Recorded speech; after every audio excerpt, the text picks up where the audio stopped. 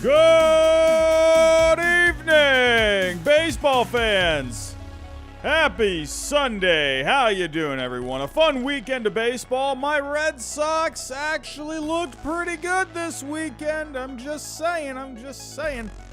The Rays finally lose their first game. Well, they've actually lost two now. We're going to go over that Rays-Blue Jays series here tonight. Gerrit Cole is looking like a Cy Young so far this season. The Mets sweep the A's, but the big story, Baty finally getting called up. What took so long? Fernando Tatis Jr. is looking like Babe Ruth down in the minor leagues. The Angels call up a top prospect. Cody Bellinger back in LA. There's a lot to talk about. Let's get to it.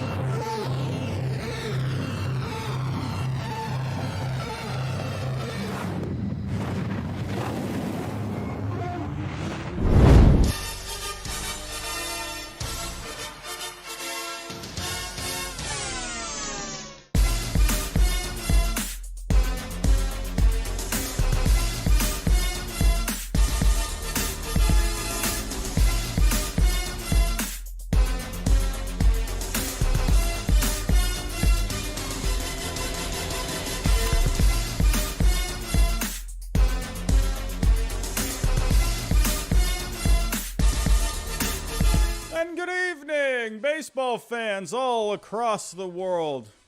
Is there really that many people in here? I don't know. Across the world, there'll be a whole ton of people in here. I don't know. What the heck just happened with my intro? I was watching the intro, having a good time watching, and all of a sudden it just went to my startup screen. I'm like, what the heck just happened? I mean, my potato brain is already kicking off in a great way tonight. How you doing, everyone? How you doing? What is going on here? We are at 78 people in the chat, just under 100. I want to thank all of you for stopping by on your Sunday night. Oh, man, I'm not going to lie. I was feeling pretty crummy after that Rays series, and it's funny how just one series can kind of just make you feel a little bit better. I'm feeling pretty good after this weekend, but we got Ohtani tomorrow, and I'm not pretty excited about that. But we got Brayan Bello making his debut tomorrow. I'm pretty excited about that. We got a lot to talk about here tonight, everyone. A lot of baseball this past weekend. Fun baseball this weekend. Man, good stuff this past weekend. The Rays finally losing their first game. Gerrit Cole is on another level right now. I'm telling you, haircut Gerrit Cole he's in God mode right now. He's basically what Roman Reigns is in the WWE. He's in God mode. Gerrit Cole, you can't beat that guy right now. But pretty fun series with the Yankees and the Twins this weekend. The Orioles and the White Sox with a pretty fun series as well. We got some call-ups happening over this past weekend. Baty finally coming up to New York. I don't know what the heck took so long. That guy should have been the opening day third baseman. I don't know. That's just my opinion. I'm just a dope sitting at my desk. But Zach Nato coming up for the Angels, the number 2 prospect. We'll talk about him. Cody Bellinger going back to L.A. Played a nice little video tribute for him over the weekend. That was pretty nice to see. Hey, a lot of good stuff. We had some walk-offs this weekend. We had some good pitching this weekend. We're going to talk all about it. And we still got a couple of games wrapping up as we speak. We have a game right now. I think it's the Astros and the Rangers that are on right now. But we already have a super chat coming in from Kyle Drury. Padres need to trade Grisham. Man, what happened with that Padres offense today, man? That Brewers pitching, Wade Miley on another level today. What the heck? Out-dueling Yu Darvish in that game today? What the heck? Who would have thought Wade Miley would be out-dueling Yu Darvish? What the heck is going on? Man, oh man. Robert, power ranking live stream. Nope, not doing power rankings just yet. That's a good time to say it. Power rankings will be back in 2 weeks. 2 weeks, everyone. So that will be, what is that?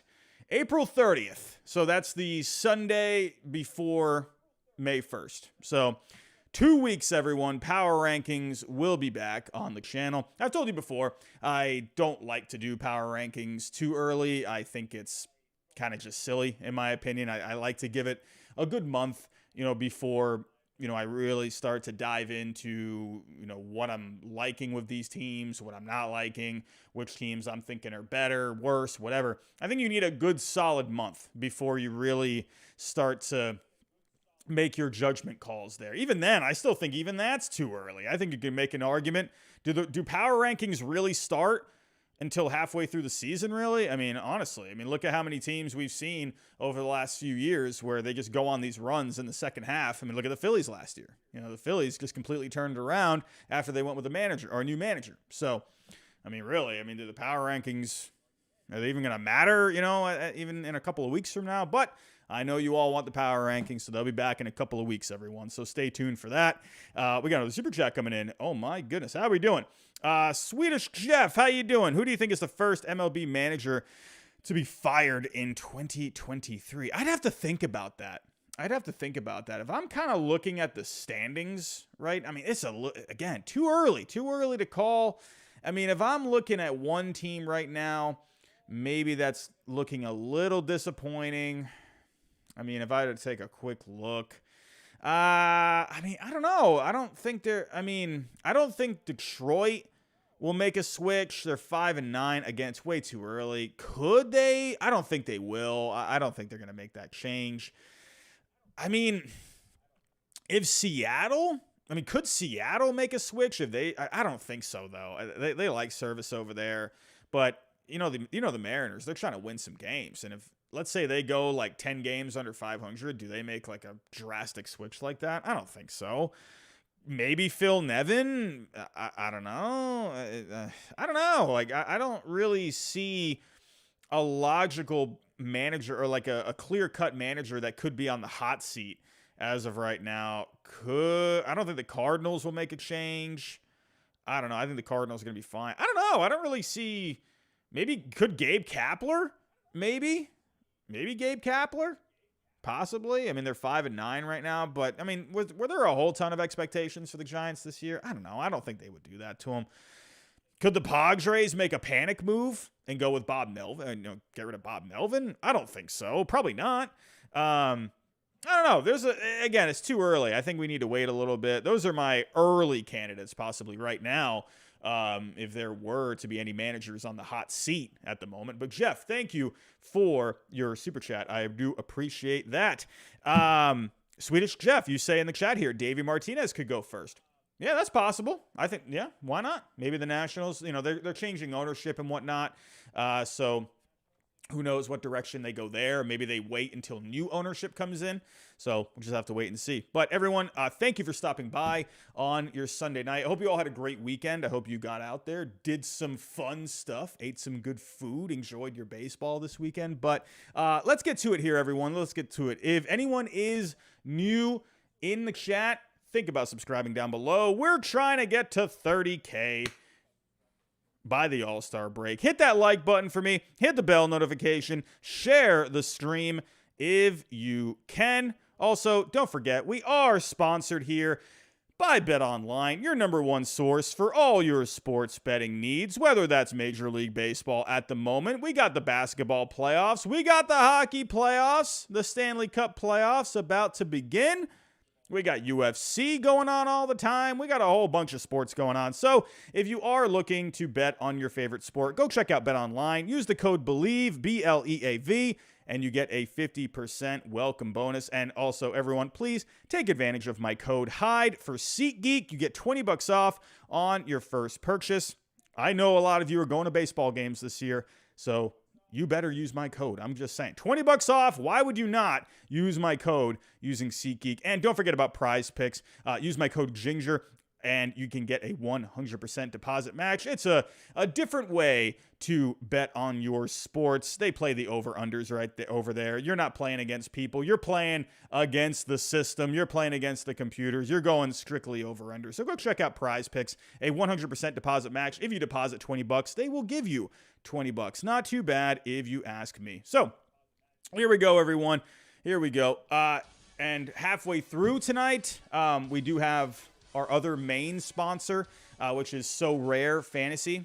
We will go check on my team about halfway through, see how my team did this past weekend, and I'll talk about Sorare a little bit more. And also, everyone, I do have a fun video coming out this week. I'll just look out for it. I don't want to talk about it too much because we got a lot to talk about here already tonight. So let's get to it, everyone. I think it's funny how it felt like every stream last week we were starting off talking about the Rays. And I got to do it one more time because it was kind of, I'm recapping the whole weekend here.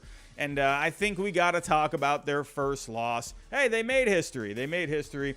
Sharing the screen here. So the Rays, they did win today, a big win for them. What the heck happened to Manoah today for the Blue Jays? He got absolutely rocked. I don't know what is going on with Manoah in the early part of the season, man. What is going on? But Tampa, they lost the first 2 games of this series. Jose Barrios, who would have thought Barrios would be the man to figure out how to shut down the Rays? 5 solid innings for Barrios on Friday night, 6 Ks. Bo Bichette went 5 for 5 in that game. My goodness. It was just pretty much Blue Jays from the get-go. Hey, Toronto, I knew they would come alive for that one. I knew they would come alive. So the Rays, they do miss out on setting the record for most wins to start a season. So they end up tying the record for 13 wins. And in game 2, Yusei Kikuchi. Great game for Yusei Kikuchi. 6 innings, 9 Ks. I mean, what a start.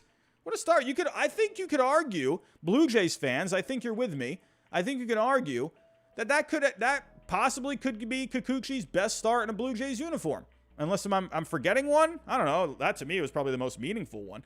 But it was a big 4th inning for the Blue Jays in that game. Merrifield had a go-ahead double. Jansen had an RBI there, and that was pretty much all she wrote in game 2. But let's talk about this one today. Like I said, Alek Manoah, he was completely rocked today. Gave up 7 runs going into the 5th inning, 9 hits, 4 walks. Like, what the? This guy's working through some stuff right now. Man, oh man, 9 hits and 4 walks. Gave up a ton of base runners today. This Rays offense was relentless. It was a big 5th inning for the Rays that pretty much decided it. We had Josh Lowe, RBI double. He had 3 RBIs in the game overall, but a big 5th inning was the RBI double from him was the big part of that, or at least led to the big part of that. Christian Betancourt with a 3-run home run in the 5th. That made it 7-1. And it was pretty much game over at that point. But for the pitching, my goodness, Shane McClanahan. Listen, I'm talking about Gerrit Cole looking like a Cy Young.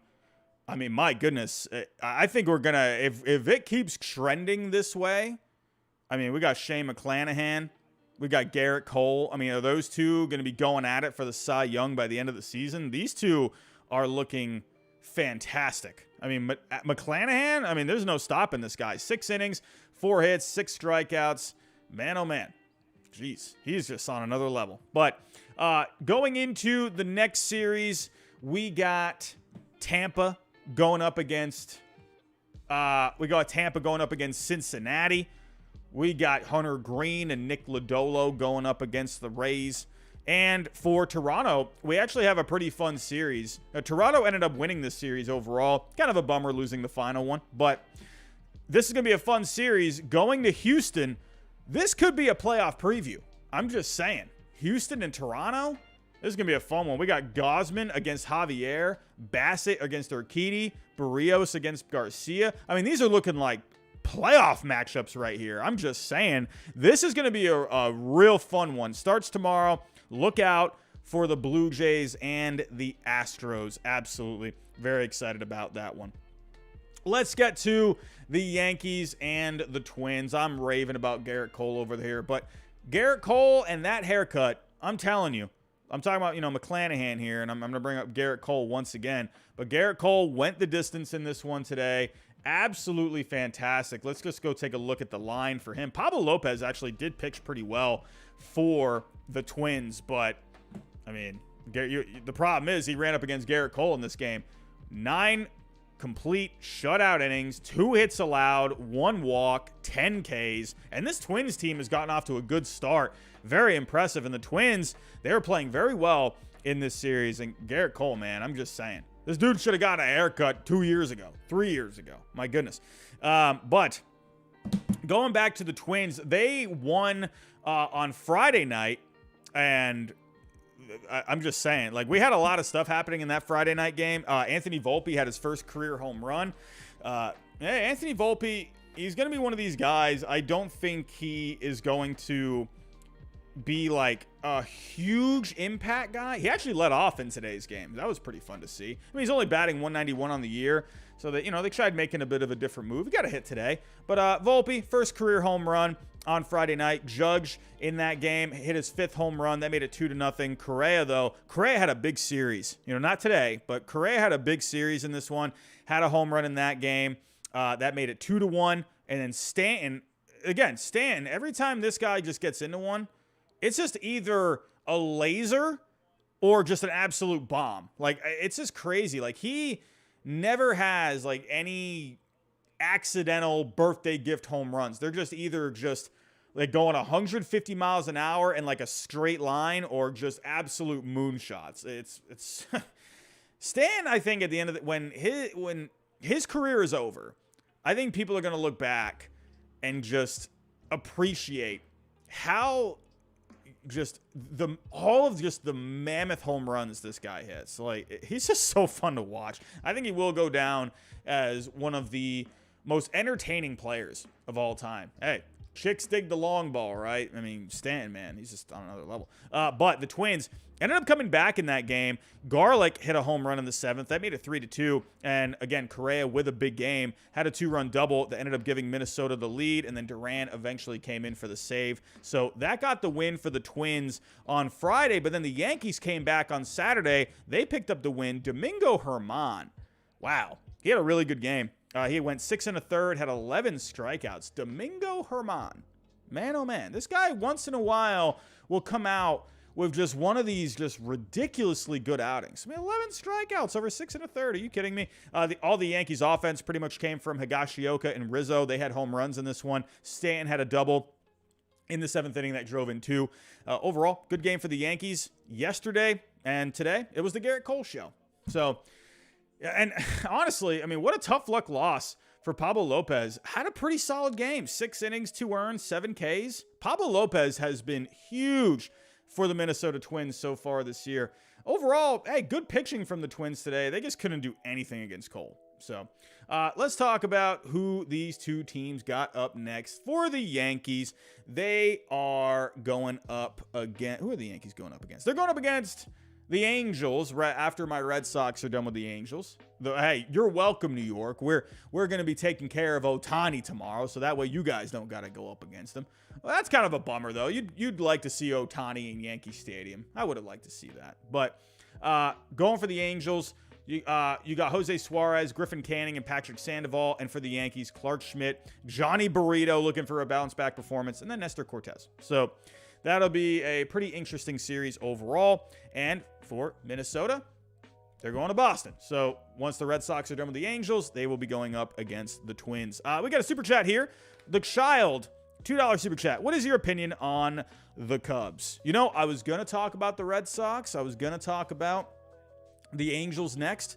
But you know what? Because of the super chat, let's shift gears. Let's talk about the Cubs and the Dodgers. Hey, I told everyone coming into this series, it was going to be a fun series overall. We saw the return of Cody Bellinger in this one. They played a nice little video package for him in the beginning.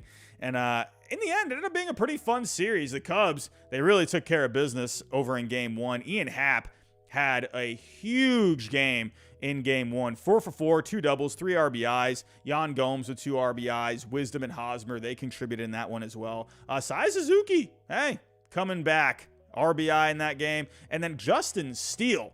He is having himself a really good start to the season. Let's actually pull up his numbers here. Taking a look at Justin Steele. In that game, he went 7 innings, 2 earned, and 8 strikeouts overall.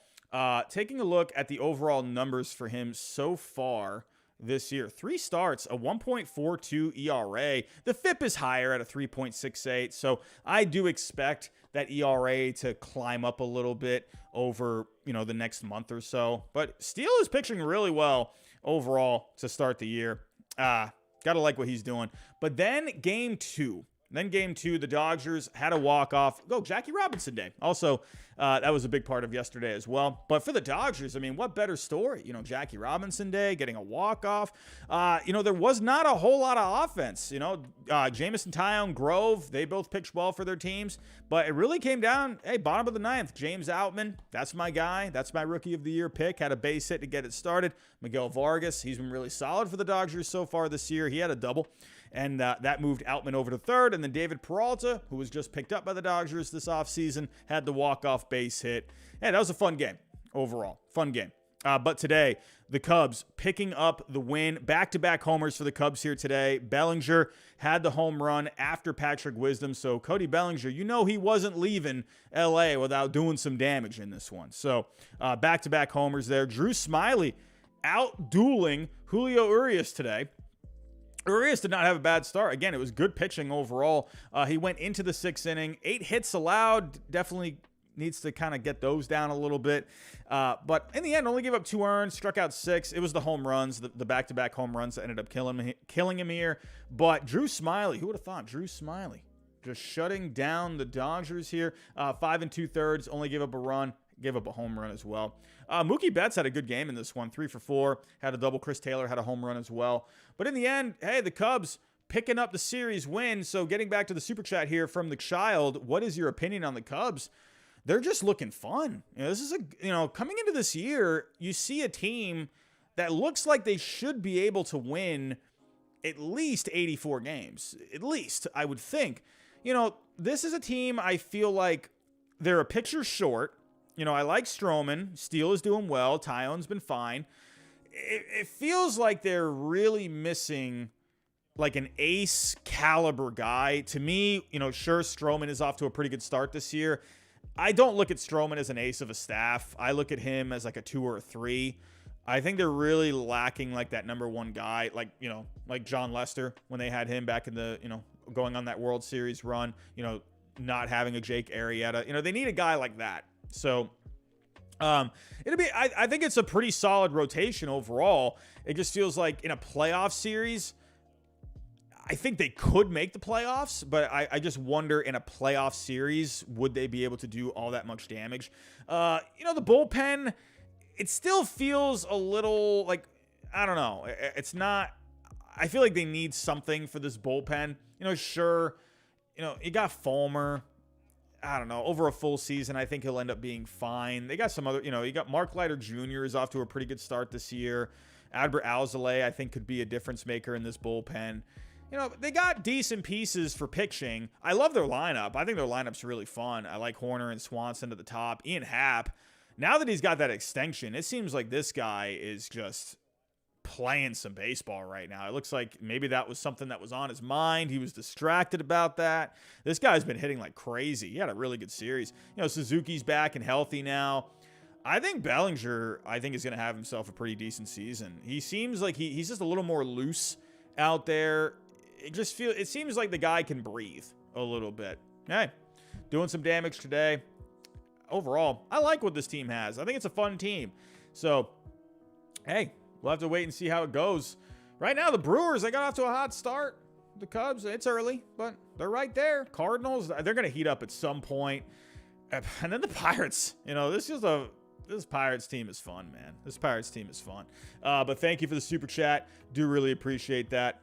The Child, once again, I appreciate, or another super chat, $5. I appreciate the response. Go Cubs. Absolutely, man. Absolutely. Thank you. I appreciate the super chat. I think the Cubs can definitely be fun. Hey, look out for some of these prospects too. Peter Crow Armstrong, Brennan Davis. I think this guy's going to come up at some point. So Hayden Wesneski's a guy I love too. I really like Hayden Wesneski. So, he's gotten roughed up a little bit. I think this guy could end up being really good for the Cubs. So, let's go back here. Let's get back on schedule. I, again, appreciate the super chat. But let's get back here. Let's go back to the AL East. We're talking about the Cubs. Let's stay in Chicago. Let's talk about the White Sox and the Orioles. Overall, back and forth series. There was a lot of offense in this series, man. I got a lot of notes here to go over. Friday night, the Orioles. Huge win for the Orioles on Friday night. Adley, I'm telling you, Adley Rutschman right now, I really think this guy, I don't know. Like, I know it's only April. It's April 16th for crying out loud. But Adley Rutschman, man, this guy is just looking like he's been in this league for like 10 years. I really think he could end up being an MVP candidate. And I'm not trying to get ahead of myself, but it's just what he's been doing so far. He's coming up with clutch hits. He's having big games. Like, every game, it feels like he's doing something. And you know, with Adley being one of the best catchers in the game, he's very good defensively. He's great with the pitchers. I think that's going to really give him, you know, something when it comes to the MVP voting. I'm just saying, do not be surprised at all if Rutschman wins the MVP. But there were some other players in this series that were looking like MVPs. I got to give a shout out here to Cedric Mullins. This guy had himself a huge series in this one. Oh, my goodness. Just looking at Cedric Mullins real quick, his numbers are really starting to tick up a little bit. The batting average is still looking a little low, but again, it was way lower coming into the series. But 375 on base, that's really solid. He's got 2 homers, 15 RBIs, and 8 stolen bases. Cedric Mullins, I think, is primed for a really good season this year. Man, he was hot in this one. But going back to the game on Friday, believe it or not, Mike Clevinger actually looked really good. Mike Clevinger is looking like a different guy here for the White Sox. It looks like he is just got something working here. So he did pitch well in this one. The White Sox led 3-0 going into the 7th after Clevinger had 6 innings and only 1 hit allowed. So good start for Clevinger. Unfortunately, just the White Sox bullpen just couldn't come through. The White Sox, they got the offense that they needed, but they just could not hold it down. But Rutschman, the Orioles came back a little bit at the end there. And then Rutschman, bases clearing double, made it 4-3. They added a couple more there at the end. Huge win for the Orioles. But then the White Sox ended up coming up with some heroics of their own in game 2. Back and forth game. Mullins had a huge game yesterday. Jake Berger had himself a good series in this one for the White Sox. Had a couple of home runs. He tied the game yesterday, had 3 RBIs overall. The Orioles took the lead in the 10th. They had a ground out from Rutschman that ended up scoring a run. But in the bottom half, you had Grandal with an RBI base hit that tied the game. And then eventually Oscar Colas with a walk-off hit won it for the White Sox. So that was a fun one. And then today, the Orioles, they just really pounded with the bats. Again, Mullins with a big game. As you can see, 3 for 5 in this one. Had a triple, 4 RBIs. Mateo Mountcastle with another RBI for him this year. Santander, they all contributed in this one. Actually, Grayson Rodriguez, G-Rod, got the start here. I told all of you, I said, hey, look out for G-Rod, because the one thing with him, sure, this guy has all the talent in the world, but he is really going to have his bumps. All of these really good pitchers that come up, like Hunter Green last year, he had his bumps.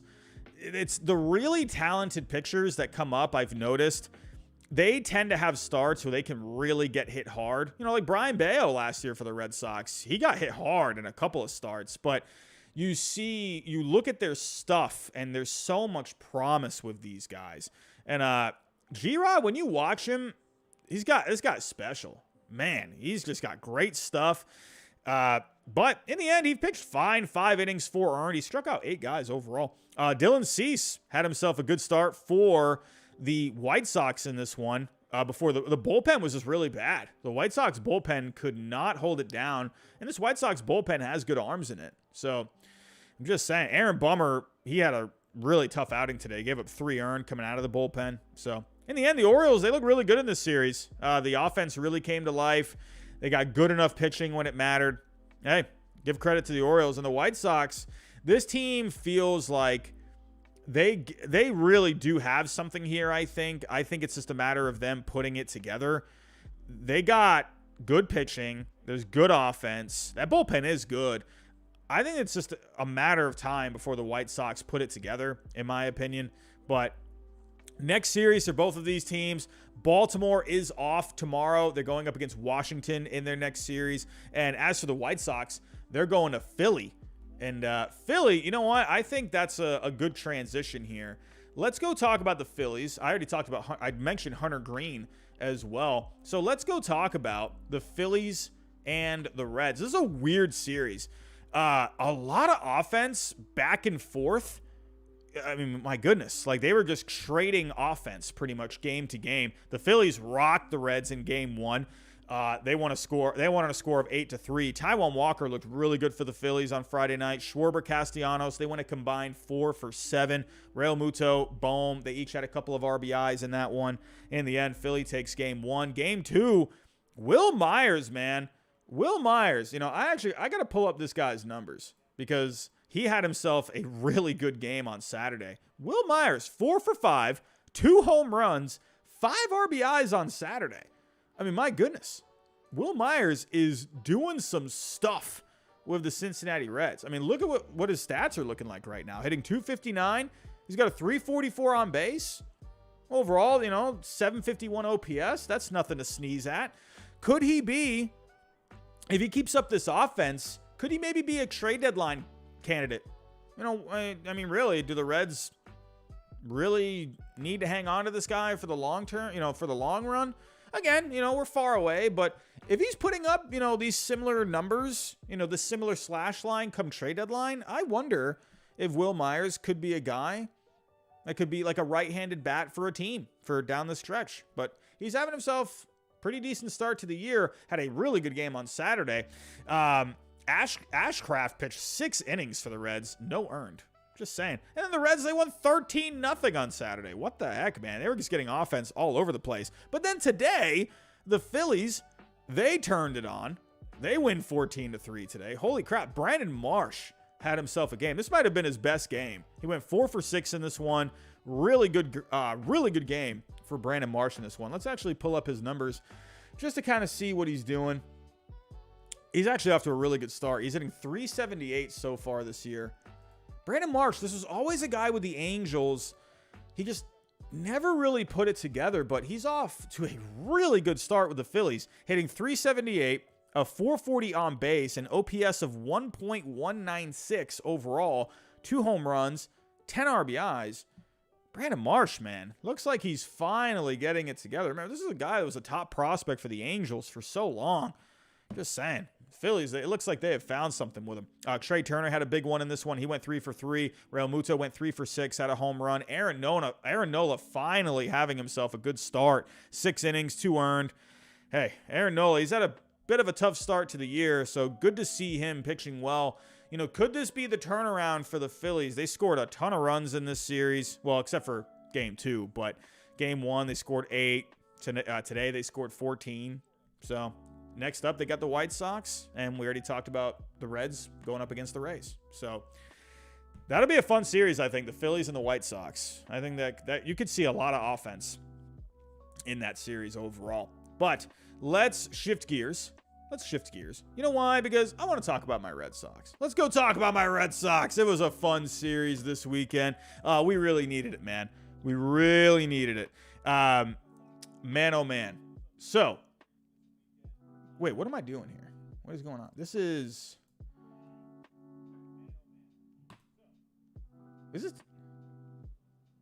today's. Oh, no, it is today's. My bad. Sorry, I'm thinking of, oh, my goodness. I'm thinking of Friday night because they wore the yellow jerseys. But no, anyway. But taking a look back at this series, getting swept by the Rays.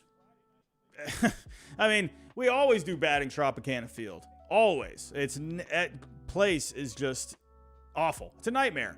Tropicana is just, I like going there. There's AC. It's inside. It's not too far from where I live. It's always nice to go see a game at Tropicana, but we always lose every single time. So that was a bit of a bummer coming off of that series. And, going up against the Angels here, we all know the story with the Angels. Always with good talent, but will they ever be able to just put it together in a regular season? I wasn't feeling very excited coming into this one, but they have looked really good so far in this series. Friday, they wore the yellow jerseys for the first time. Rafael Devers was the story of that one. Big home run there. Kike Hernandez is looking like he's finally just out of that slump. He went 0 for 28 at one point. And but now he is starting to heat up a little bit. I know that batting average doesn't look good, but it was way worse than that before. It was like almost 0 at one point. But in that first game on Friday night, Jansen had a big save in that one. He struck out both Ohtani and Trout. Man, Jansen, I'm just saying. That was there was one game that he got the save in. He almost gave me a heart attack in that one, but he made me feel pretty good after that one. And then yesterday's game with the Angels and the Red Sox was so fun. What a great game that was. Back and forth game. Gio Urshela, this guy's very used to playing at Fenway Park with his time with the Yankees, had a huge game. He had a grand slam, 5 RBIs in that one. I was feeling pretty bummed out at that point. Pivetta, he got rocked. But who would have thought the guy to save the Red Sox was Yu Chang? I actually put out a tweet before the season this year. I said, Yu Chang is going to be a legend for the Red Sox this year. He came up in a big way, had himself a big game. 2 for 4 yesterday, 4 RBIs, 2-run home run in the 4th. It was the Yu Chang show for the Red Sox. But the Angels, even though they did lose that game, they did have some news. Mike Trout actually had a good game, went 3 for 4. He had his 300th double. That's a milestone for Mike Trout. This guy's going to end up being one of the best players of all time, so we got to keep track of the milestones, just saying. But Zach Nato, he was called up, and let's actually pull him up here. He, the number 2 prospect for the Angels, he was just drafted last year. Literally just drafted. He was the 13th pick last year. And so far, he's hitless in a couple of games, but they sent down David Fletcher. Fletcher was not really getting consistent playing time. He was struggling, so they figured, you know what? Let's have David Fletcher go down to the minor leagues. Let's have him get some consistent at-bats. Let's have him, just work on whatever he's got to work on. And they called up the kid, Zach Nato. He was having himself some good games in the minor leagues. Taking a look at what he was doing, overall in the minors over 44 games, he hit .322, had an on-base of .408, and had a slugging of .529. He was hitting really well in the minor leagues. And taking a look at what he was doing at Double-A this year, he had 7 games. He was hitting .444, had a .559 on base, .815 slugging, hit 3 homers, 10 RBIs. My goodness, Zach Nato is killing it in the minor leagues. So they said, you know what? Let's just go with the hot kid right now. Let's go with he's hot.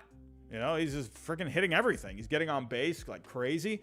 I think that was a good move for the Angels. Fletcher, he was cold. He was inconsistent. Go get him some at-bats consistently down in the minors, and why not? Bring up the hot hand. I don't see the problem with that. So we'll talk about Brett Baty here in just a little bit. That was another top prospect finally called up by the Mets. But let's talk about this game here today. This was a fun one, and the big story of this one today was Gerrit Whitlock. Oh, that last start that he had, his first start of the season against Tampa. And again, it was Tampa. They were red hot. They were just doing everything right. He just ran into a buzzsaw. He had a rough first start. He was okay through the first few innings of that one, but once he got a little deeper into the game, he was just getting hit. He looked really good here today. 7 innings. This was the longest a pitcher has gone this year, or a starter has gone for the Red Sox this year. 7 innings, 3 hits, 1 earned, struck out 5. Reed Detmers for the Angels, actually, he pitched really well himself. He went 6 1/3, 2 earned, 7 Ks, but the damage against Reed Detmers was the Justin Turner 2-run home run. Justin Turner making the Gingers look good. I'm just saying, my Ginger compadre, Justin Turner. Nice to see his bat heating up a little bit. Not going to lie here. I was getting a little nervous. Caleb Ort, the bullpen was spent yesterday. They used a lot of arms yesterday. Caleb Ort actually pitched out of the bullpen yesterday for the Red Sox. He came in again today. He had to let a couple of runners get on. He had no command. I'm like, oh my God, we're going to blow this game here today. Caleb Ort, I'm thinking, why is this guy pitching in the 8th? You couldn't use Winkowski. You couldn't use anyone else. My goodness. But Caleb Ort had a huge pickoff at second base to end the inning. Man, hey, he didn't have really a whole lot of command. Why not just go for the pickoff instead? You might as well. Why not? And then this was hilarious to me. This was hilarious. Because Jansen, he had been used in this series a bit. Ryan Brazier came out for the save in this one, and I just felt Red Sox Twitter just going crazy already. Like, I'm thinking to myself, all right, Ryan Brazier right now, this is your chance to really endear yourself to Red Sox Nation. Everyone has been calling for Ryan Brazier to get DFA'd for like over a year now. I'm thinking, all right, here's your shot. You got Trout, you got Ohtani in this inning, and you're going for the save. He struck out Mike Trout, struck him out on a slider, and then he got Ohtani to pop up to end the game. Ryan Brazier got the save today, getting Trout and Ohtani out. Ryan Brazier, man. Ryan Brazier. Red Sox Nation. I don't know. What are you thinking about Brazier now? The thing with Brazier, it's like, because he's had some aggravating games, right? But the advanced numbers look good with him. He has good velocity. He just never gets the results. He got the result today. I was just like, oh my God. If Brazier melts down here today, if he blows this game, Red Sox Nation will be on fire on Twitter. But that was nice to see. But they still got one more game in this one. Tomorrow, it's going to be Brian Bayo making his first start of the season for the Red Sox, going up against Shohei Ohtani. The Red Sox, they got wrecked by Ohtani last year at Fenway Park. Ohtani came to Boston, and he annihilated the Red Sox last year. I don't even know. I don't remember what he did. Did he go? He went like 7 or 8 innings, struck out like 10 guys. Dude was nasty. I'm not excited about that matchup tomorrow. I do think the Angels end up winning that one. You know, it's just a win tailor-made for the Angels tomorrow. Ohtani on the mound. Brian Bayo making his first start of the year. I'm just saying, it feels like it's a win for the Angels tomorrow. But in the end, taking the first 3, they really needed this. I hope the Red Sox can pull it out tomorrow, because if they win tomorrow, they go over 500. And that, just a few days ago, that was people were thinking, all right, this Red Sox team is done. They're buried. It's over. And if they can get back over 500, that'd be pretty nice. So I'm seeing a lot of people in the chat right now talking about Shohei Ohtani maybe being a future Red Sox. Could you imagine? I was playing MLB The Show earlier, and I was doing a simulation. I was running through off-season stuff, and Ohtani ended up signing with the San Francisco Giants in the game. I don't know. I think the Giants, man, I would keep your eyes out for the Giants when it comes to Shohei. I'm just saying, you know, they missed out on Judge. It could be a blessing in disguise. Now instead, you can go use that money on Shohei Ohtani. I'm just saying. Oh, Carla Sanchez is not happy about it. Dodger fan in the chat. Carla, you got to get used to it, man. Ohtani, he's going to be a Giant. He's not going to be a Dodger. You might as well just cry yourself to sleep now, because you're not going to get him. Zachary Goldstein, Arson Ohtani. Could you imagine? Oh, my God. I wonder, John Heyman, could you imagine if the same thing happens with Ohtani, like what he did with Judge? I wonder what the misspell would be. So it was Arson Judge, and let's say Heyman puts out a tweet for Ohtani. What would it be? I wonder what it would autocorrect to be. I wonder. I'm gonna type in Shohei, and let's see what happens. Does it autocorrect?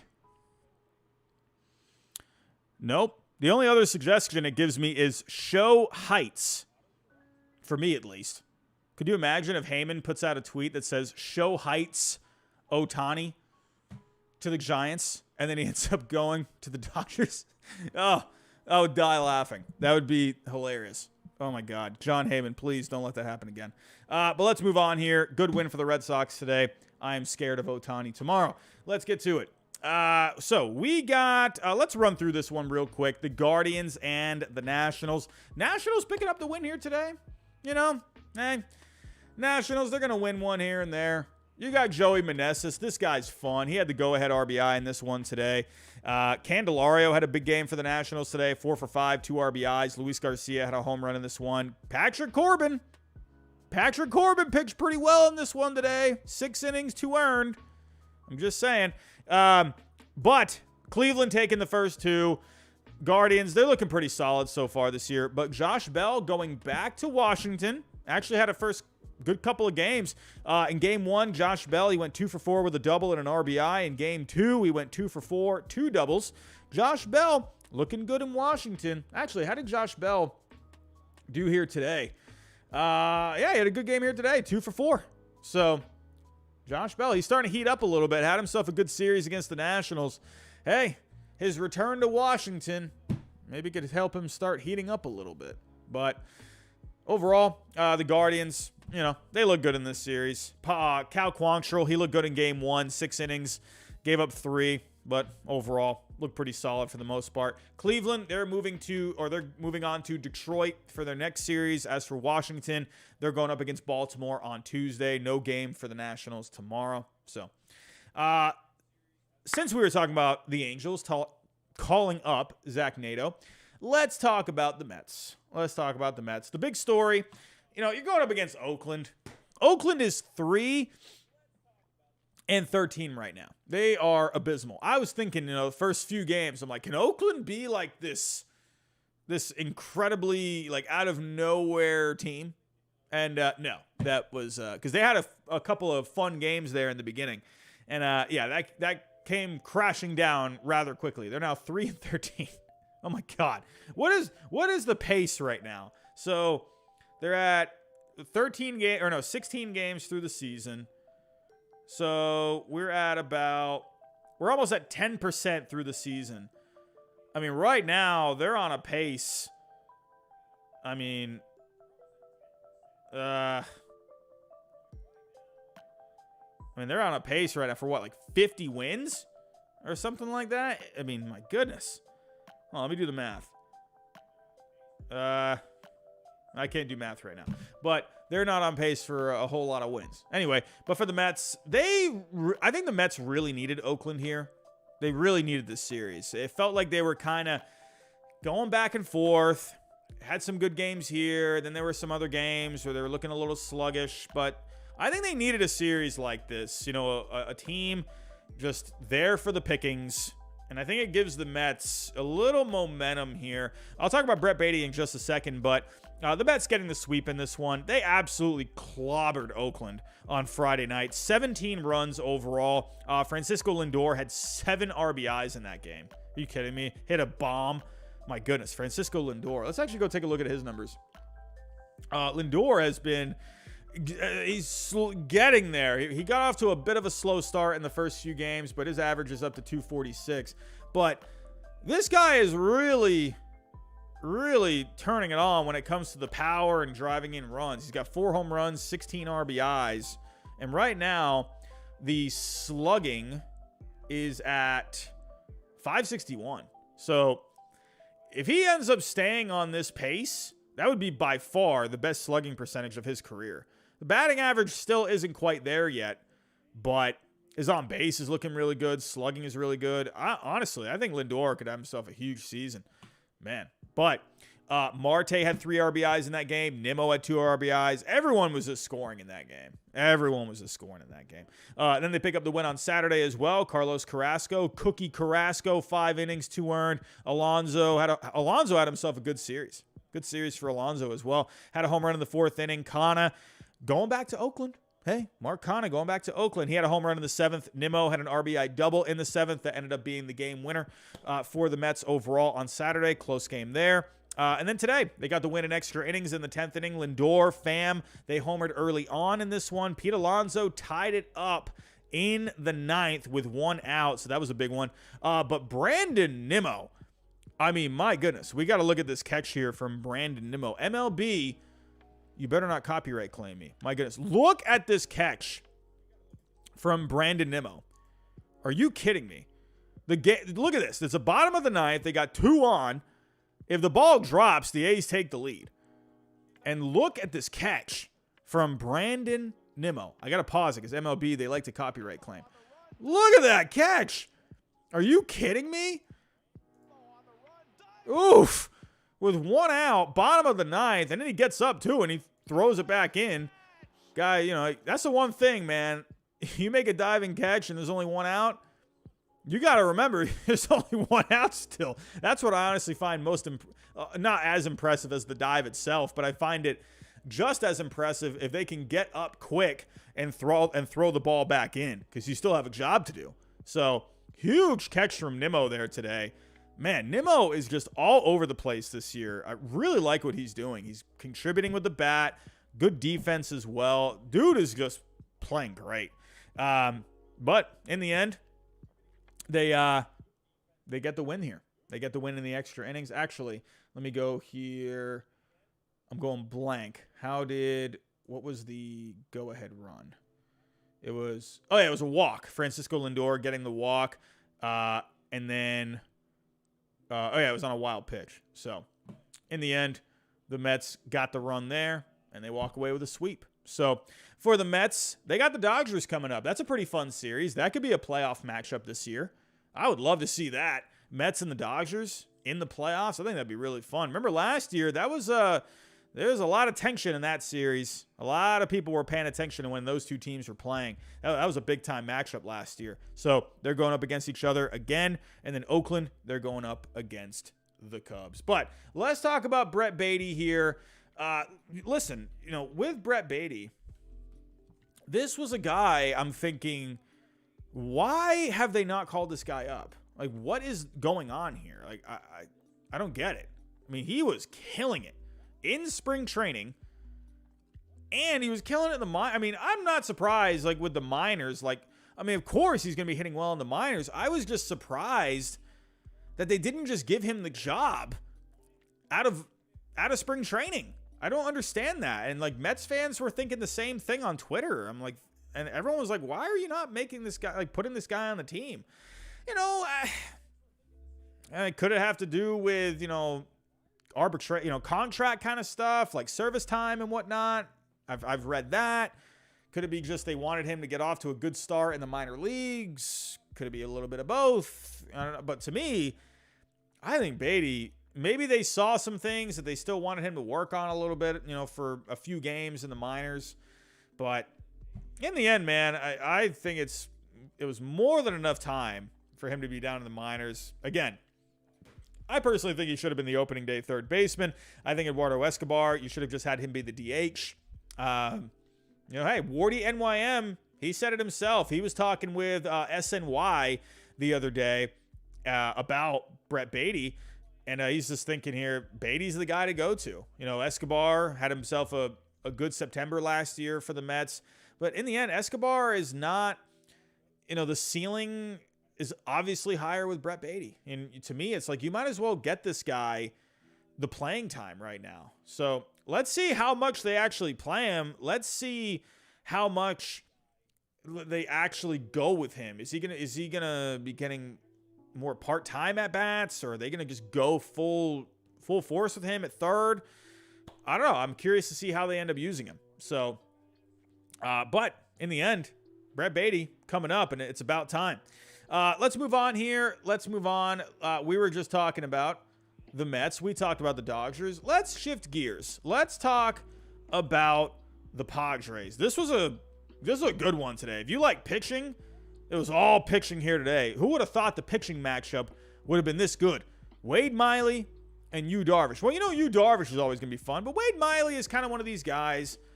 He's a guy that's going to give you a good amount of innings. He's going to, go in, pitch a few, give up a few runs, strike out maybe 4 or 5 guys, but he was on his game today.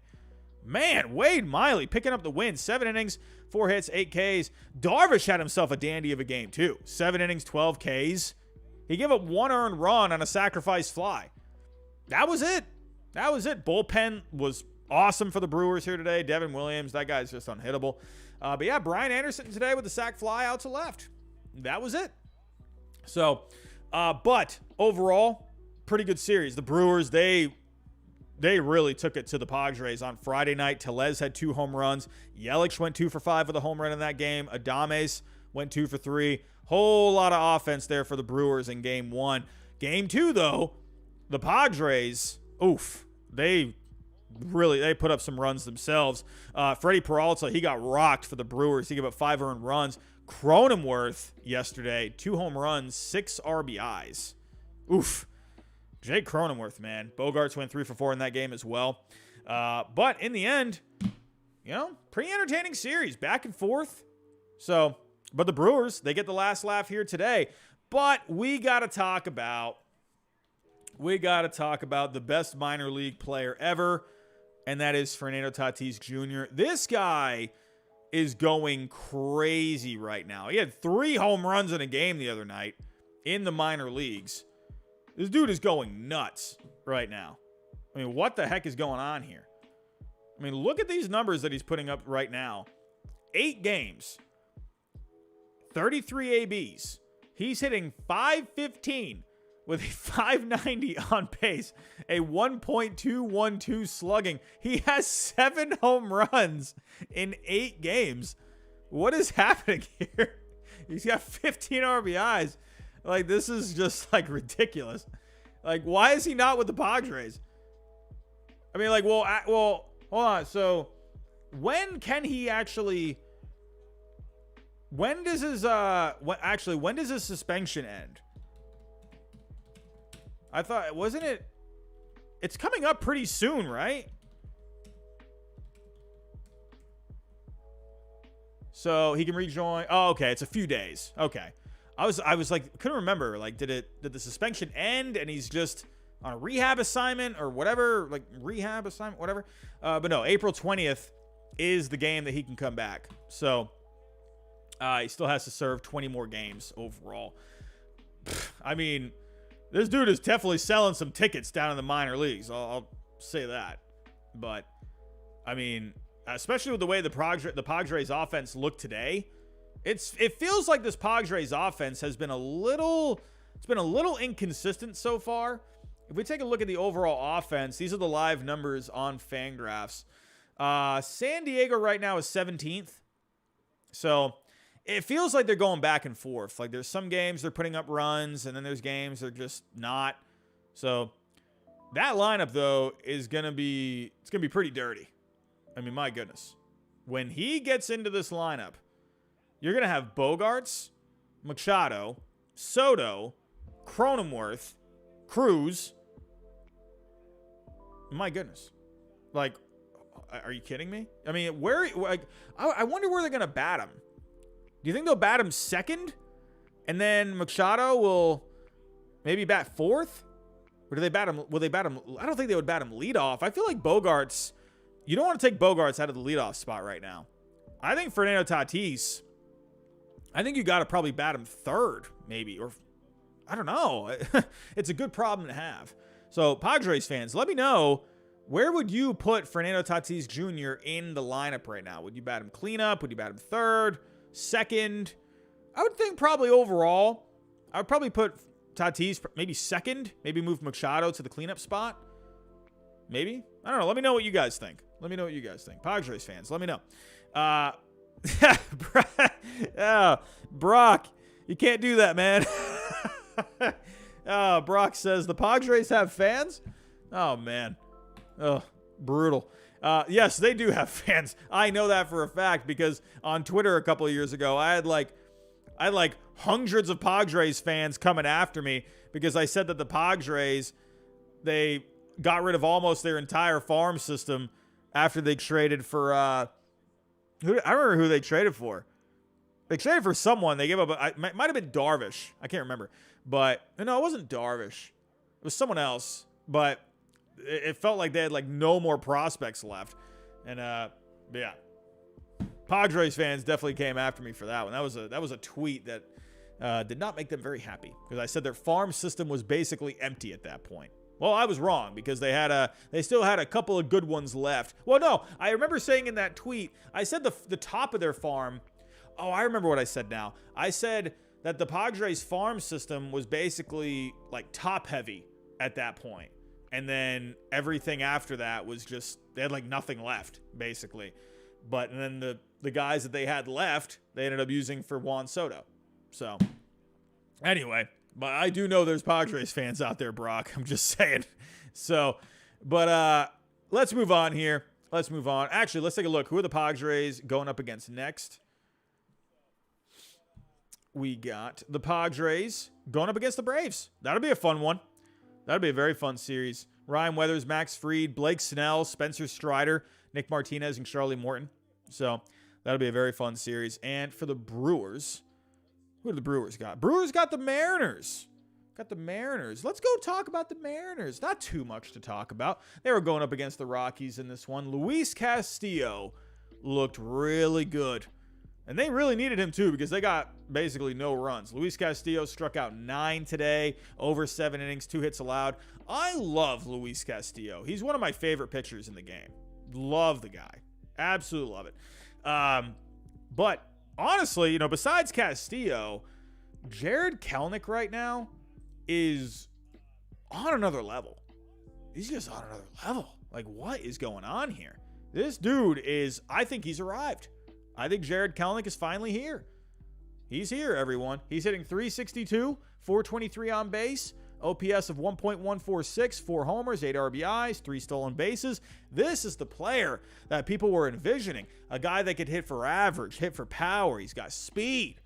Man, Jarred Kelenic, he's looking really good so far. But game one, it was all Mariners in this series. Game one, Kelenic had a home run, a couple RBIs. Game two, the Mariners just completely blew out the Rockies in that one. What else there to say? Not too much else to say. Good series for the Mariners. So they're moving on. They're going to be playing. They're playing the Brewers, and that'll be a fun one. Mariners and the Brewers. Could that be a World Series matchup? I would totally watch that. Well, of course I would, but that would, I don't know. Major League Baseball, I don't think they would like that for the ratings very much, I would just say. But that would be a fun World Series. Mariners and the Brewers. Corbin Burns going up against Luis Castillo in game one. That'd be fun. But speaking of World Series, let's talk about the 2003 World Series champion, Miami Marlins. They got the loss here today. Zach Gallen, he was just on another level. 6 2/3, 2 hits, 7 strikeouts. Corbin Carroll, he's having a really good start. At this point, I'm thinking right now he's looking like the favorite for Rookie of the Year to me. This guy is he's looking like he's been here before. He looks like he's in his 5th, 6th, 7th year in the major leagues right now. So far through 59 ABs, hitting .288. Actually, his on base is a little low. He's got to get that on base up a little bit. He's getting a ton of hits, but he's not walking as much as you would like him to. So Corbin Carroll, let's a little more patience at the plate, shall we? But the OPS is looking really good at 842, which means his slugging is really solid at a 515. He's got 4 home runs so far. He's looking great. 6 stolen bases. All around great player right now. He's just got to get on base a little bit more, but he's contributing a lot. He's really coming up big for the D-backs right now. But Diamondbacks, they salvaged the series here today. The Marlins took the first couple. The Marlins right now, what the heck did I just click? The Marlins right now, 8-8. But they're fun right now. They're looking like a fun team. Luis Arise, he's looking really fun right now. He came up with a big base hit in game 2. Big 7th inning for the Marlins was the key to that win. Carroll and Moreno, they had RBIs in that game in the 7th inning. That made it 2-1 Diamondbacks, but then the Marlins came up big. Aviseo Garcia had a double. Segura drove him in. That made it 2-2, and then Luis Arise had the base hit that drove in the game-winning run in the 7th inning. So game 1, Trevor Rogers pitched really well for the Marlins. 6 innings, 1 earned, 7 Ks. Love me the Friday Night Marlins, man. The Friday Night Marlins are fantastic. They are, love it. I love the jerseys. It's awesome. So I'm watching Marlins games, or I'm keeping an eye on them on Friday nights because those uniforms are the best. So, but overall, good series for the Marlins here. And the Diamondbacks, they dropped the first couple, but this Diamondbacks team is looking pretty good so far to start the year. Let's move on here. Let's talk about the Cardinals and the Pirates. Tommy Edman getting the walk-off in this one. Overall, a great game. Pirates had the lead it was tied early on. And then, but in the end, the Cardinals, it was a back-and-forth game, getting 2 runs there in the 10th. And, but it was a back-and-forth series. Let me actually go here. Cardinals. Here we go. Let me pull up the last couple of games. But Pirates right now, even without O'Neal Cruz, they're battling. They're just battling in this one. Ended up splitting the series overall. Pirates in game 1, they ended up getting some really good pitching. So let's pull this up. Yeah, Jordan Montgomery, he pitched well for the Cardinals, but if we go take a look at the Pirates, Vince Velasquez, man, 6 innings, 3 hits, 6 Ks. Vince Velasquez sighting, man. My goodness. But moving on, or actually that was Thursday night. Oh, I remember I talked about that. But 3-0 win for the Cardinals on Friday. We had Johan Oviedo pitched really well for the Pirates in a loss. He had 7 innings, 10 Ks. I mean, goodness. That was one guy I said to look out for in my breakout players video for this year. I had Oviedo on there, and this is a guy had really good stuff last year. This is a guy, to me, he's been a higher prospect now for the last few years. I'm just saying. I mean, this is a guy as well. He went back to the Pirates in the trade for Jose Quintana. So I thought that was a great pickup for them. Woodford ended up being solid for the most part. Gave up some hits, but he avoided giving up any runs, 5 1/3.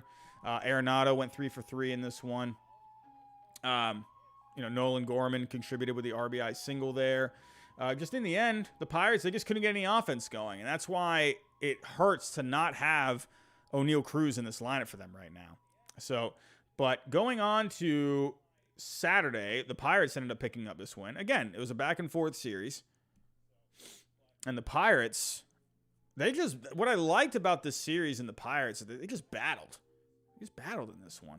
But Connor Joe, this is a guy, Connor Joe last year for the Rockies, he was showing some pretty good stuff. And when I saw that he was going to the Pirates, I'm like, you know what? I think Connor Joe can end up being a pretty decent player. And he's come up with some timely hits for the Pirates this year. He's been having a couple of good games for them. Had a triple in this one. Ke'Bryan Hayes had a home run in this one. And in the end, Pirates just picking up the win. It was an extra inning one. But it was just a good series overall because it was just a hard-fought series. Roansy Contreras, he pitched well for the Pirates in this one. 6 innings, 6 Ks. Bullpen looked really good. This Pirates bullpen right now, I actually want to show you all the numbers. Taking a look right now, the Pirates, they are tied right now for the best bullpen in the major leagues. It's early, but they have a really good bullpen right now. They're walking a few guys. They got to get these walks down, but they're not giving up a whole lot of home runs. Overall, bullpen looks really good for the Pirates. So, I'm wondering, man, could this Pirates team end up like going for a wild card? I know it's a long year. Like I know this, but I don't hate what the Pirates have this year. I've said this a million times. I think they're a fun team. They got a good mix of young guys, good mix of veterans. Brian Reynolds is off to a hot start this year. McCutcheon, he's looking like the old Andrew McCutcheon right now. Andrew McCutcheon, he's hitting 310. I mean, or that was yesterday's game, but he's off to a really good start, man. Off to a really good start. Is he? What was the video that? Was it Foolish Baseball that? I know it was Foolish Baseball, but was it Foolish Baseball or Foolish Bailey that had the video about the furries or whatever it was with Andrew McCutcheon? Are the furries just hanging out and with the Pirates right now? Because Andrew McCutcheon is just off to he's off to a start, man. He's off to a start. But overall, good series there. I really enjoyed that. I was paying attention to that throughout the weekend. It was fun to watch. But let's go take a look here at Houston and the Rangers. So right now, the Rangers are just going off. It is 9-1 right now. The Astros, they're kind of, I don't know, man. They're kind of scaring me a little bit right now. I think they're going to be fine. It does seem like they got some World Series hangover a little bit. They just seem a little sluggish right now. But the Rangers, let's just go over this one right now. Semien, did Semien have a grand slam? Yeah, Semien hit a grand slam in the 7th inning. My goodness. Good grief. Marcus Semien. Nate Lowe got a double there in the top of the 7th. That got it started. Josh Young had a base hit. Hyde walked. Grossman had a base hit. That made it 2-0. And then Marcus Semien with a grand slam. Man, it was scoreless all the way through. So they were having some good pitching overall. Andrew Heaney, he looked solid through 5. 2 hits allowed, struck out 4. And then for the Astros, you had Framber Valdez in the end. Ends up giving up 5 runs overall. 1 of them were earned. So in the end, I mean, he's probably gonna get the loss. But so if those are 5 runs, so did someone get on through? Well, no, that wasn't him. It was Neris. Wait, how well did Valdez come out for the 7th? That must have been, yeah. Okay, so Valdez came in, and then did they take him out? No, he pitched against Young, and then okay, so he stayed in and he loaded up the bases, and then he gave up the base hit to Grossman. So okay, so Neris gave up the grand slam. So, but yeah, well, just a rough 7th inning there. No offense for Houston today. You know, they got a run. Taking a look at what they did. It was Bregman walked in a run. So, overall, the Astros, they're just looking a little sluggish to start this year. They're very inconsistent. I'm telling you, though, this Rangers team, they're looking pretty fun to start off the year. I like that they're taking it to Houston here. So, but everyone, real quick, I just want to talk about a sponsor for the show tonight, and that is the wonderful people over at Sorare.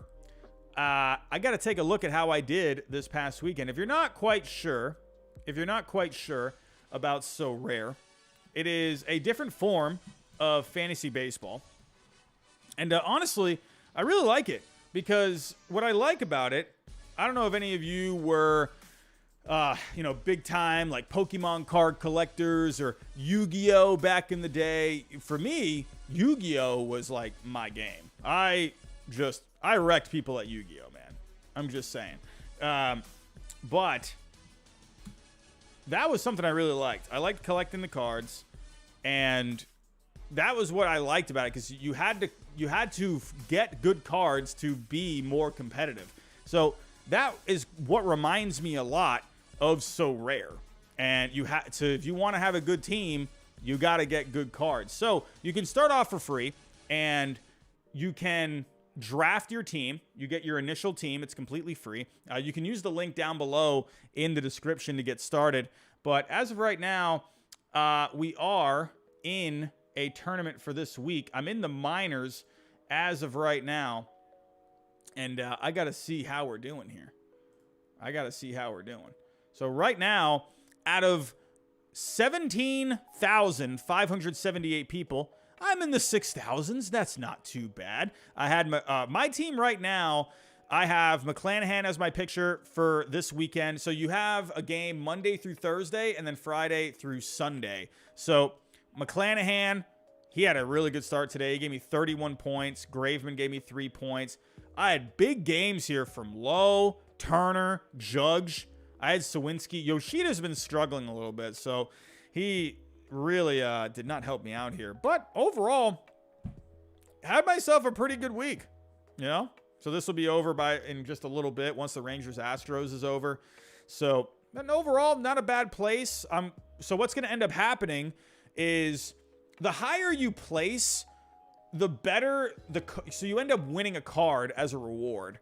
And so the higher you place, the better the card will be. So I'm in the top 50% here. So I would think I could end up getting a pretty decent card. So overall, it's a really fun game, everyone. I'm not just saying this just because it's a sponsor of the channel. I actually enjoy kind of setting my lineup. I enjoy the aspect of, getting cards, earning cards and kind of just working your way through, making your team better week to week. Just trying to win.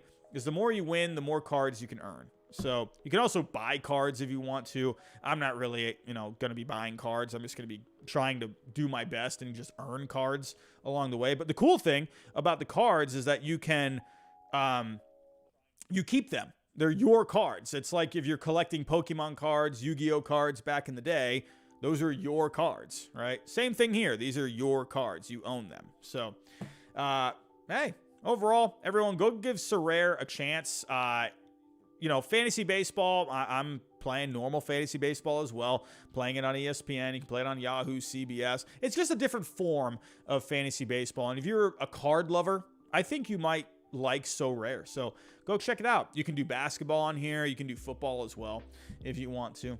But everyone, I want to thank you for coming out tonight.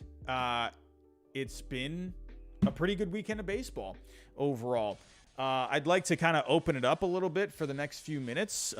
If anyone would like to do a Q&A, or if anyone has any comments, I'm going to kind of hang out with you guys for a little bit. I'm going to start trying to do that for the next, for the streams, moving forward. I'm going to take like a little time at the end, kind of just, kind of hang out with you guys, answer any questions you may have. But let me see what you guys are saying. Pierce Gilbert, how you doing? The only thing about Schuster is he blows up the first few innings, then his lights out. Would love to see him in the bullpen if he doesn't make the rotation. Yeah, Schuster's a guy to look out for the Braves. Decent prospect.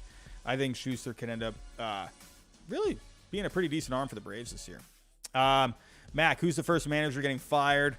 We actually had a super chat about that early on. I don't know who could even be that guy. To be completely honest with you, if there is a guy, maybe, I don't think the Giants will get rid of Gabe Kapler. I don't think that'll happen. I don't know. If the Angels are bad, do they get rid of Phil Nevin? I don't think so. They just got rid of Girardi last year. I don't think they'll do that again. Torey Lovullo with the Diamondbacks, he's on a contract year. If they end up just free falling, could they get rid of him? I don't know. I think last year was just a different year. I think last year was just kind of just the perfect storm where you had, the Phillies and the Angels were both good teams and they were just trying to make a midseason adjustment, right? And I don't think that's going to happen every single year. I think last year was just kind of one of those years where it just so happened. You never saw managers get fired like during the season. And then you had two get fired in the season. That's very rare. So what do we got here? Caden Lichford, should the Red Sox fire Alex Cora? No, I don't think so. I kind of speculated it. Anytime you're getting swept, it's never a good feeling. It's probably for the best to stay off Twitter, after a series sweep. But I was speculating whether or not would Chaim Bloom think about possibly firing Alex Cora. Now, if we're going to talk about guys that, could the Red Sox get rid of him? I don't think so. I don't think they would do that to Cora halfway through a season. I think if they did move on from Cora, I think it would be in the offseason. I'd be very surprised. But that is one thing I speculated about. Could Bloom make that kind of a move? If the Red Sox are like really struggling, maybe. Chaim Bloom, you never know. You never know what that guy's going to do. So Nicholas Carrasco, one of our moderators, saying here, Robbie for commissioner of baseball. Man, I couldn't do that. My potato brain, absolutely not. Absolutely not. Ramon, how you doing, my friend? Baty is up. Who is going down? What was the corresponding move?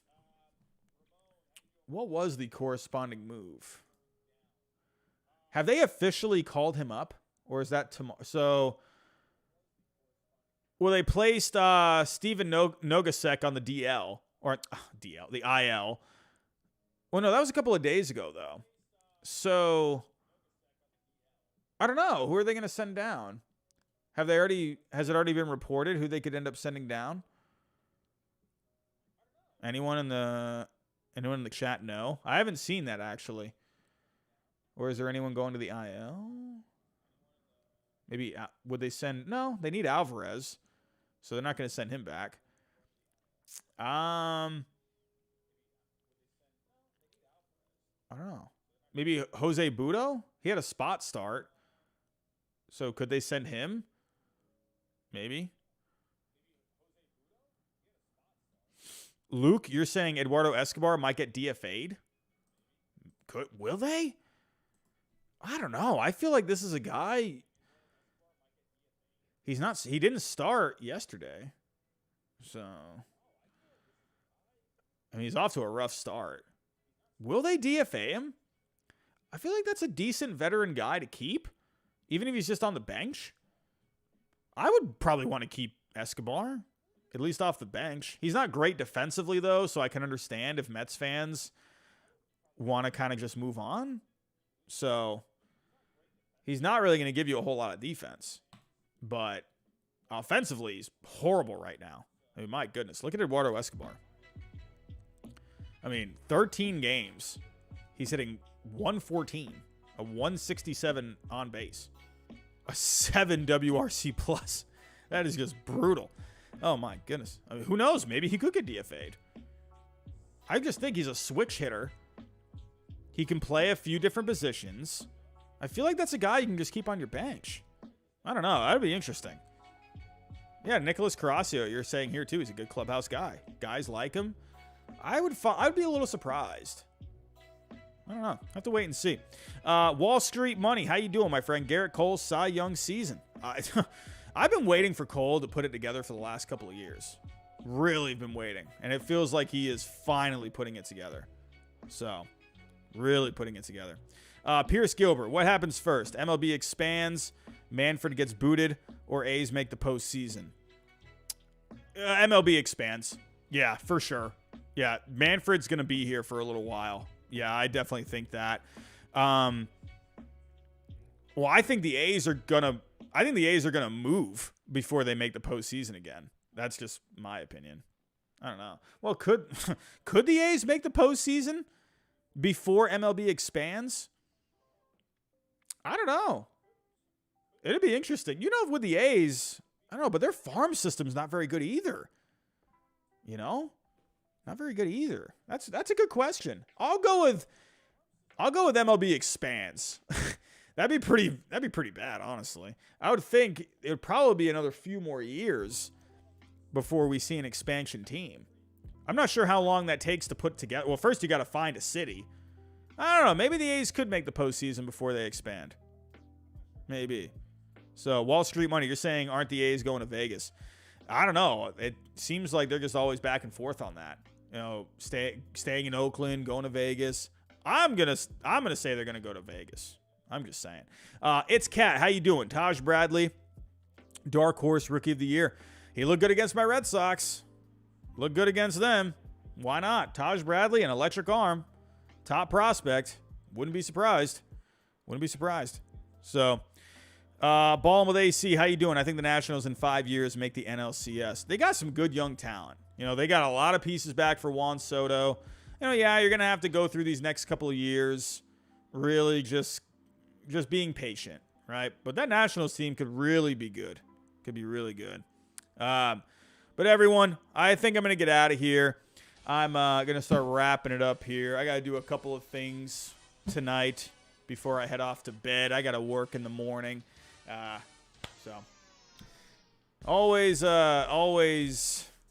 dreading having to wake up in the morning for work. So, but yeah, I wanted to go live a little earlier tonight just so I could give myself a little more time before I like to try. I'm going to try and start winding down a little bit, so I'm not having to stay up until like past midnight when I got to work the next morning. So, I wanted to try it out tonight around like 8:15. So we'll see if I go back to the normal time slot next week. Usually I'm going live around like 9 or so. So let's wait and see how that goes for next week. But everyone, I'm out of here. If you can, on the way out, hit that like button for me. Like goal for tonight is 100. Would greatly appreciate it. I will love you all forever if you can hit that like button. Hit the bell notification. That way you know I go live every single night. I am doing nightly recaps of Major League Baseball. So hit that bell. That way you know I go live every single time. Subscribe if you're new. Share the stream if you can. But everyone, I'm out of here. Thanks for stopping by tonight. Have a good rest of your night. Have a good week. Have a good start to your week tomorrow. I'll be actually... I might not be here tomorrow night. Actually, be on the lookout for that. I might not be live tomorrow night. So keep your... I should be, but if I am, it's going to be a little later. I got a couple of things to do tomorrow. I gotta do some stuff for work tomorrow. So I might not be live, but if I do, it'll be later on. Maybe around like... I don't know. I'm just going to have to wait and see how stuff with work ends up going for tomorrow. I gotta stay a little late at work, and I got to get some stuff done. So, but be on the lookout for it, everyone. Be on the lookout. Everyone, have yourself a great night, and I'll talk to you next time.